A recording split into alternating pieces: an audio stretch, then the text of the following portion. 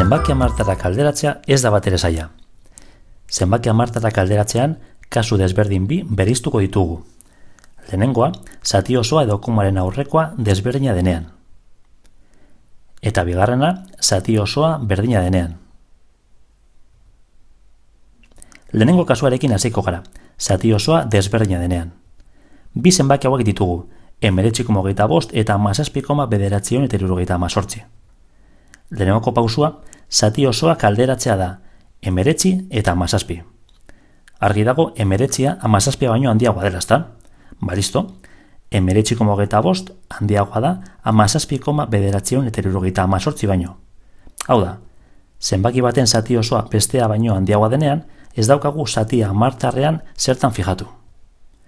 Beste adibide bat, 41,642 eta 102,73. Lehenik, zenbaki bietan zati osoa identifikatzen dugu, eta zer da ikusten duguna? 102,41 baino asko zera handiagoa dela.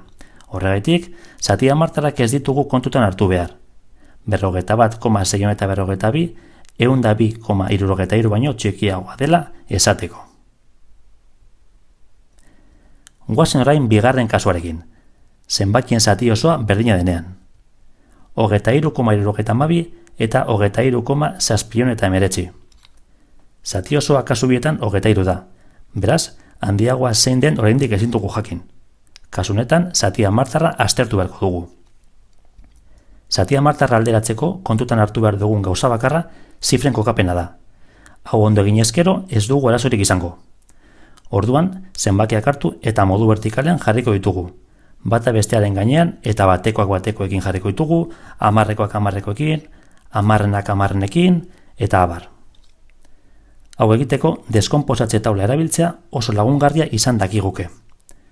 Bueno, eta dena prest daukagunean, zifras joango gara zenbakiak alderatzen. Ezkerretik eskumara.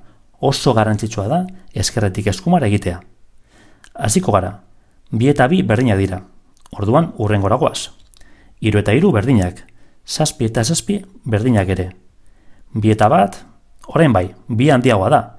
Balisto, badaukagu, 23,72, 23,719 baino handiagoa da. Deskonposatze taula erabilita, zenbaki multzoak alderatzea ere nahiko erreza da. Ondorengo zenbaki hauek alderatuko ditugu. Lehenik eta behin, zenbakiak taulan sartu eta hasiko gara. Hamartarrak dituen zenbaki bakarra bigarrena da, beraz, badakigu zenbaki handiena zein den. Hartu dugun zenbakia marratuko dugu ez dugulako berriro erabili beharko. Orain, batekoak alderatuko ditugu. 4 eta 6. Bale ba? Bigarren handiena 6,37. Eta geratzen zaizkigun bi zenbaki hauen artean, batekoak berdinak dira. Beraz, hamarrenak alderatuko ditugu. 7 eta 8. Badaukagu, hirugarrena 4,8.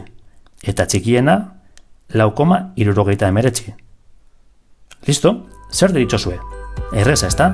Ba orain, zuen txanda. Animo!